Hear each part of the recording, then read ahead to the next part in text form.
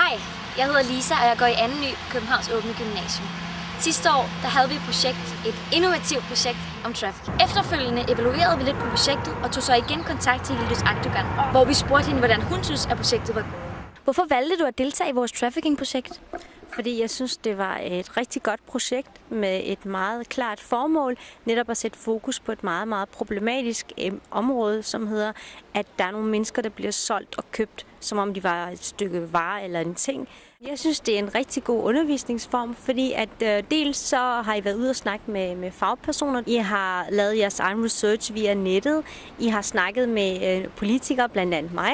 Jeg synes, resultatet var rigtig fint. Jeg var jo med jer ude på Højbro Plads, hvor vi både delte kager ud og delte brochurer ud sammen. Og nogle af jer piger havde sådan en lille skilt, hvor I provokerende havde skrevet nogle tekster, netop med fokus på trafficking. Så jeg synes, dagen gik rigtig fint, og vi fik fortalt alle de mennesker, der gik rundt, om at det var ikke okay, og vi vil gerne sige nej til trafficking. Vores trafficking-forløb synes jeg var rigtig fedt, fordi at vi selv fik lov til at sætte os ind i emnet og være engageret, og at tage det initiativ til at få noget stort ud af det. Ja, og det ikke bare blive almindelig tavleundervisning. Og det var bare fedt at ligesom formidle viden videre til mennesker på en anden måde, end det vi plejer at gøre. Med sådan et forløb, hvor der er helt meget egenlæring og helt meget elevansvar, så kræver det også, at alle vil det lige meget og giver sådan en lige mængde energi til projektet.